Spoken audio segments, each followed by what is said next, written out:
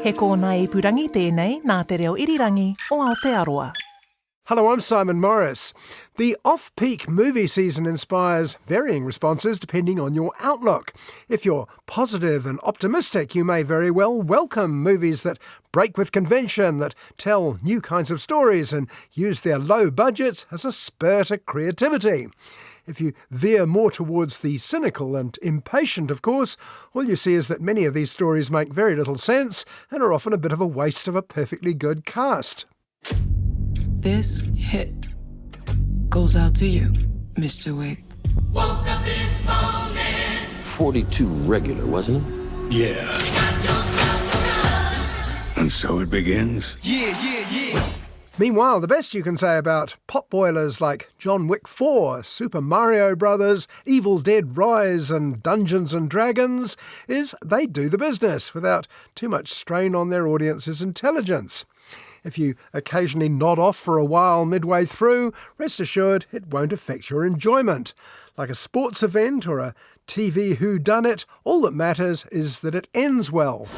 The only way John Wick will ever have freedom and peace is in death.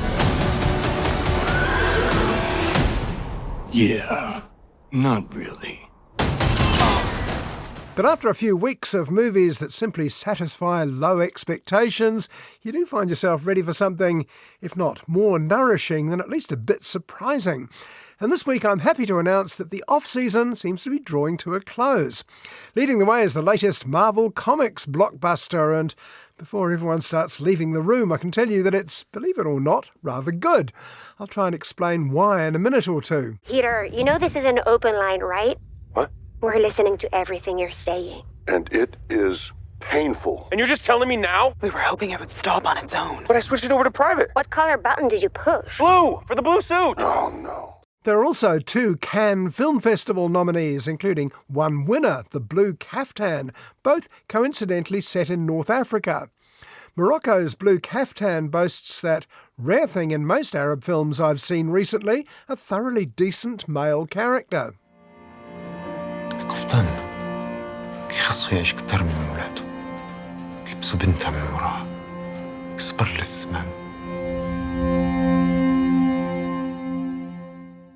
Meanwhile, Cairo Conspiracy is set in Egypt, so for all you lovers of foreign language clips on this show, I bring you not one but 2 films entirely in Arabic. مين اللي مشغلك؟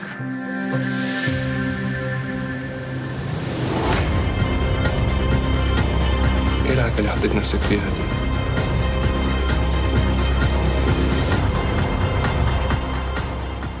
For the rest, I can offer a small New Zealand documentary that's appearing in good cinemas around the country. It's called Joss. It's the story of someone most of us have never heard of, a Czech immigrant called Joseph Divish, who came to New Zealand in the dying days of the gold rush and became, almost despite himself, a significant photographer. History is full of stories of accidental heroes. He was a simple living man, and yet he was an absolute genius. A forgotten photographer ahead of his time. It's a labour of love for the 2 filmmakers, researcher Robin Janes and director, cinematographer and editor Dave Quant, but also for the 2 men whose interest inspired the movie.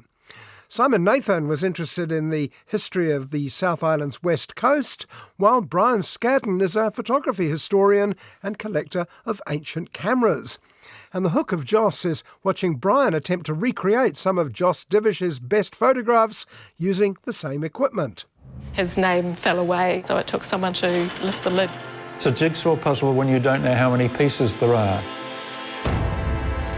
We're cropping slightly. His photos were special, so different from anybody else. What draws you into the documentary Joss isn't Divish's riveting life story or that he's some sort of overlooked master. It's the picture of New Zealand being born before our eyes, the places, the people, the change from the posed colonial portraits to contemporary snapshots. His work is of national importance. I was arrested on the 14th of February, 1941. He was either a Nazi spy or a communist spy that would have an astronaut. Divish arrived in time for the last hurrah of the gold mining era just after World War I. He even struck it rich, more than once. But like so many successful miners, once he found it, he spent it immediately. By the end, very little remained after 50 years living in a country that was never really his. Apart from the photos, many of which featured Joss himself standing awkwardly at one side of the frame. If he were alive today, he would be right up the top. I call him the inventor of the selfie. Just so many of his shots, he's in them.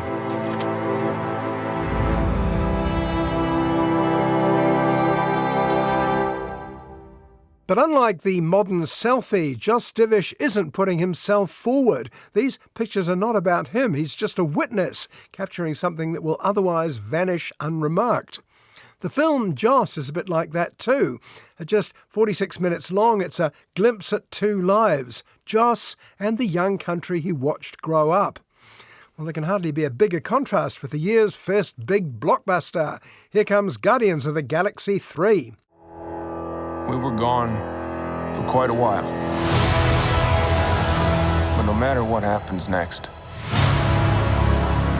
the galaxy still needs its guardians. A few years ago, I made the bold claim that the best producer in Hollywood was Marvel Comics' Kevin Feige.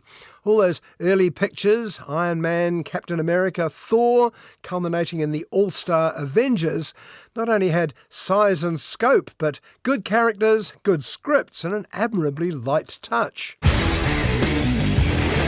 There's been speculation that I'm parading around as a superhero.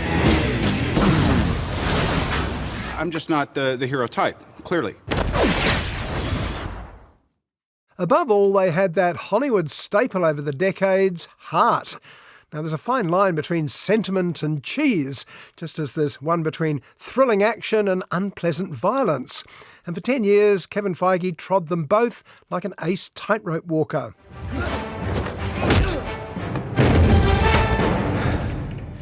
I can do this all day. Yeah, I know.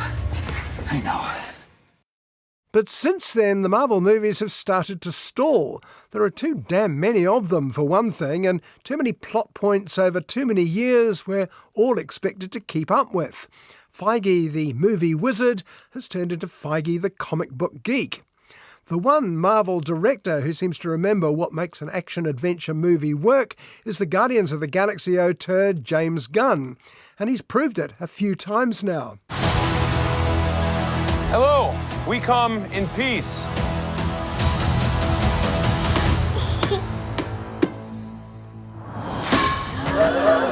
Come on, Drax. Seriously, dude? No! Ow! 10 years ago, the first Guardians film arrived pretty much unheralded. It featured characters no one had heard of. They included a neurotic raccoon, an ambulatory tree, an enormous chap who may be the stupidest character in movies, and two homicidal sisters, one green, one blue. Whoever it was that you were in love with, it sounds more like her. Her? That's ridiculous. Do not bring me into this. Knock it off! What? The cast members weren't much more of a safe bet. The biggest names, Zoe Saldana, Bradley Cooper, Vin Diesel, were either covered in makeup or merely voices attached to digital effects. They were led by a podgy comedian called Chris Pratt, who spent time in the gym and came out as legendary hero Star-Lord. Except no one calls him that. They just call him Peter Quill, if that. And maybe if you open yourself up to it, there's a possibility. I don't think so, Quinn. Quill. No one expected anything of Guardians of the Galaxy until it hit big, thanks to a terrific script by James Gunn, beautifully directed, again by James Gunn. Well, he did it again, Guardians of the Galaxy 2, and then suddenly fell foul of the 2020s. Just never noticed how black your eyes were. They were replaced by my father as a method of torture. He picked a pretty set. Some tasteless old tweets from his feckless youth came out to bite him, and suddenly Gunn found himself cancelled. But of course, nobody's so cancelled in Hollywood that they can't come back if there's a buck in it. Marvel's rivals DC Comics snapped him up to make a sequel to the fairly ho-hum Suicide Squad. And Gunn defied all expectations again by making the follow-up several times better than the original. I want you all to know that I'm grateful to fight beside my friends. Incinerate them. Now no longer cancelled, James Gunn was rehired by Marvel to make the third and final Guardians of the Galaxy. That's right, you heard right. Number 3 is that almost unheard of phenomenon, a final episode of a successful franchise. And it's proved a winner across the board. We were always searching for a family until we found each other. Are you ready for one last ride? It's funny, it's sweet, it breaks the rules properly, that is, without breaking the movie. It's particularly deft balancing the supposed central love story between Peter and Gamora, Zoe Saldana. I'm Star-Lord. I formed the Guardians. Met a girl, fell in love. That girl died, but then she came back. Gamora, you may or may not remember, was caught up in conflicting timelines to return from the dead in a previous episode, which means she now has no idea who the previous love of her life is. Came back a total dick. Oh, please. He left out some important information, but that is the gist of it. Meanwhile, more plots are lining up in parallel timelines. Here comes supervillain the High Evolutionary. As played by Chukwudi Iwuji, he's proof that, once again, the secret of villainy is to put in a few years at the Royal Shakespeare Company. My sacred mission is to create the perfect society. He didn't want to make things perfect. He just hated things the way they are. Another plotline involves past villainy from the High Evolutionary. It seems he was the evil genius who created Rocket, a bitter, twisted raccoon with more baggage than the Orient Express. According to Gunn, it was only the prospect of finally telling Rocket's story that persuaded him to return to the Guardians one last time. And me and my friends are gonna go flying together into the forever and beautiful sky. Lila and Teefs and Flora and me. Rocket. Now you can see Guardians of the Galaxy 3 has just as much plot as the most cluttered of recent Marvel fare. But unlike them, somehow you never feel crowded out by too much exposition or endless action sequences. And we'll kill anyone who gets in our way. No, not kill anyone. Kill a few people. Kill no people. Kill one guy, one stupid guy who no one loves. Now you're just making it sad. One of the reasons is that the characters of the various Guardians are all so clearly drawn and therefore work so well together. Peter Quill is nominally the heroic lead, a sort of goofy Han Solo, but the others are just as strong. Drax, stay here with Rocket. Watch him, that's who they're coming for. I want to come. No, Mantis, watch Drax. Groot, you know what to do with these. Mantis, Nebula, Drax, and especially Rocket all get good emotional beats in this episode. But the through line of the trilogy is marked by Groot of all people, or of all things, or trees, or whatever.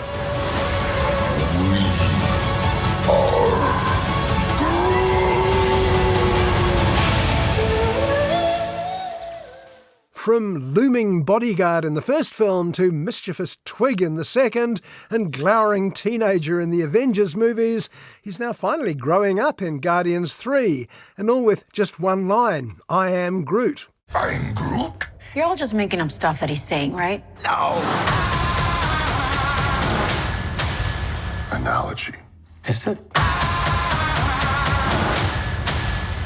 Metaphor. There's a great gag shared by musicians when confronted by someone effortlessly talented. Ain't it easy when you know how? James Gunn has left Marvel with one last great movie and has now taken over DC's notoriously accident-prone movie department. Can he succeed where so many have failed? Well, I wouldn't bet against him, though I'd love to see him try his hand at a real movie sometime. We'll all fly away together. Into the forever and beautiful sky.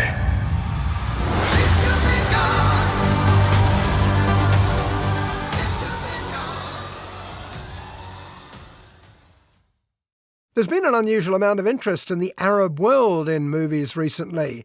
Following Huda's Salon a week or so ago, not to mention Ralph Fiennes and The Forgiven before that, this week sees two, The Blue Caftan and Cairo Conspiracy. Cairo Conspiracy, directed by Swedish-Egyptian filmmaker Tarek Saleh, started out in life under the more cryptic title Boy from Heaven.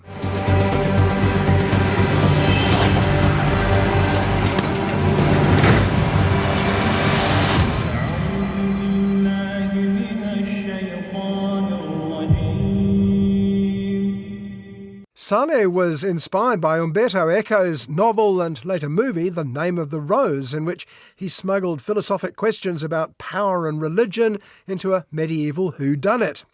Cairo Conspiracy tackles similar subjects from a Muslim angle, but in the guise of a John le Carré spy thriller.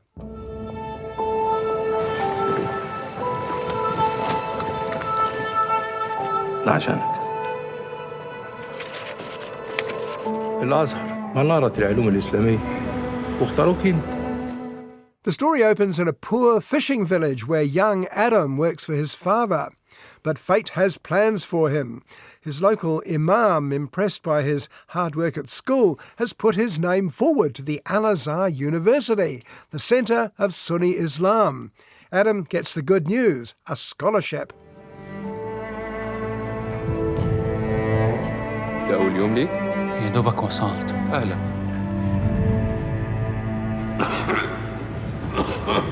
بس حاجة يا شيخ. Devout, literate and humble, Adam seems to be an ideal student at such a place. But no sooner has he arrived in Cairo when events take a dramatic turn. The Grand Imam suddenly dies and all attention turns on who will replace him.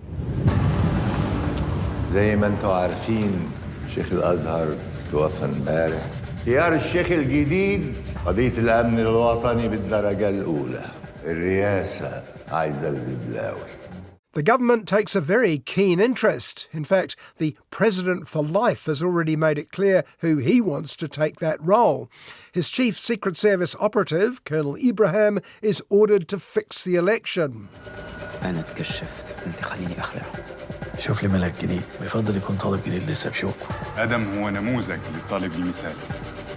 Ibrahim already has spies in high places, but his best-placed one, Zizo at Al-Azhar, is nervous. Zizo wants out before his cover is blown, and he thinks he's found the angel to replace him. He's young, he's religious, he's only just arrived from the sticks. Adam's your man.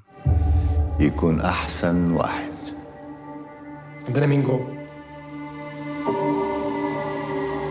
آدم طه. Zizo's paranoia proves justified. No sooner has he struck up a friendship with young Adam than he's brutally murdered in the street. But for Colonel Ibrahim, there's no point crying over murdered spies. He's got an election to fiddle and rival candidates to discredit. He bullies Adam into providing him with information. عندك شباب هنا في مصر؟ لا، محتاجين تساعدنا. احنا بنعتقد ان الاخوان اخترقوا الازهر. صلي وتشوفي كمان مين تاني بيصلي. احفظ لي اشكالهم، اعرف اسمائهم. But what lifts Cairo Conspiracy above the usual Netflix thriller is the characters of Ibrahim and Adam. The former, scruffy, good at his job, ruthless, is also not as corrupt as he appears. And Adam, the virtuous boy who's literally worn the shoes of the fisherman, if I can mix my religious metaphors, may be naive, but he's no idiot. في حد طلب مني أعمل حاجة. أنت قمت بالمهمة على أفضل وجه. بعد المغرب تطلع من النفق اللي زيزو ورهولك. The spy masters, the cynical politicians and the sinister Muslim Brotherhood all try and get him to toe the various lines. But Adam proves he's a hard man to corrupt for the simple reason that he's not after anything. He's not seeking power or even advancement at Al-Azhar. He just wants to do the right thing, and as they say, you can't cheat an honest man. لو الموضوع ده لبسنا في الحيط مش رقبتي انا الخطير. تعرف ايه حكم المرتد؟ In other words, he's the boy from heaven, Cairo Conspiracy's original title, and we spend the movie hoping such a man will get out in one piece for a change. The question his father asks him is, "What have you learnt?" But this is a story of how a student becomes a teacher. The message seems to be, don't underestimate someone just because they're virtuous. Goodness knows, that's something we wish were true in real life. السلطة سلاح ذو حدين ممكن تقطع ايدك بسهولة.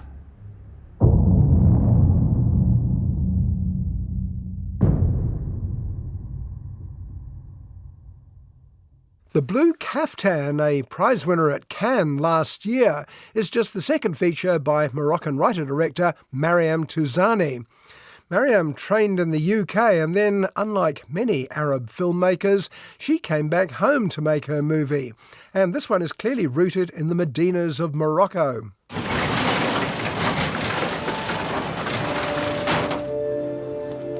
شحال انت كتسنى؟ شي ساعة. Husband and wife Halim and Mina run a traditional clothing store in the oldest quarter of the city. He's the talent, she's the businesswoman, though business right now is slowing down. Despite the obvious quality of Halim's work, he's finding himself priced out by his mass-produced rivals. حليم ديري في قفطان راجلي معلم ماشي ماكينة. But Halim insists on keeping his standards high, which is probably why he goes through so many apprentices. However, he has higher hopes for his latest one, pretty boy Yusuf. ويدك خفيفة؟ كنخدم فيسح. دابا تشوف. Mina is less confident and suspects that Halim is being distracted by the starstruck Yusuf. It's never discussed, but Mina is clearly aware that her husband is gay in a country where it's punishable by imprisonment or worse.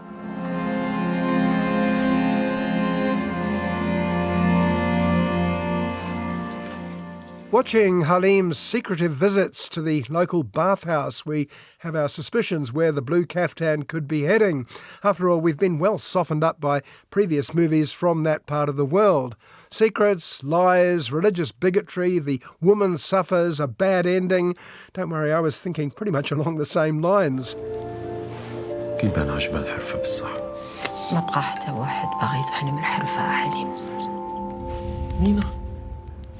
مينا. But that's not this story. In fact, the one faintly predictable thing about the Blue Caftan is watching Halim and Yusuf meticulously cutting and sewing the title garment, and knowing that once the caftan is completed, then so is the movie. ورك مزيان فاش تدخل.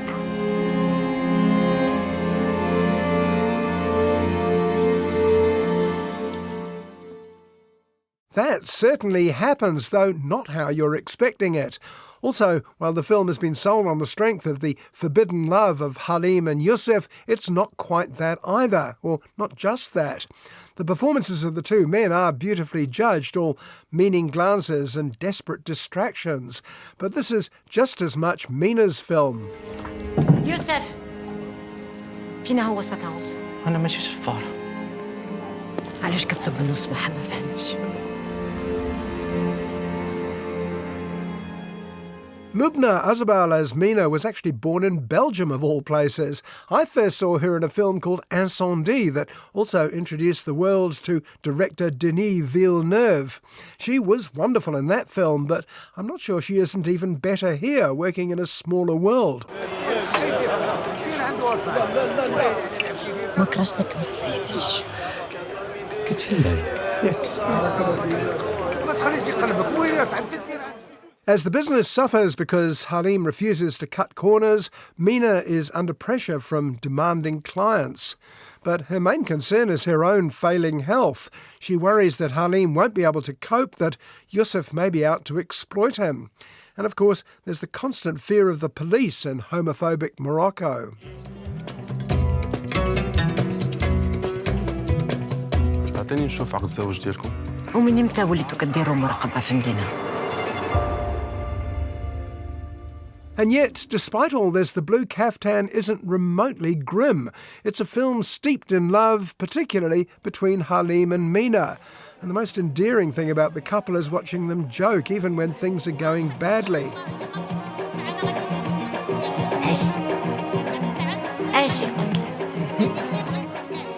There's a scene where Mina insists on going with Halim to the cafe to watch the football, a subject she knows next to nothing about. Surrounded by all men and puffing enthusiastically on a cigarette, she cheers at a goal, even if it's a goal from the wrong team.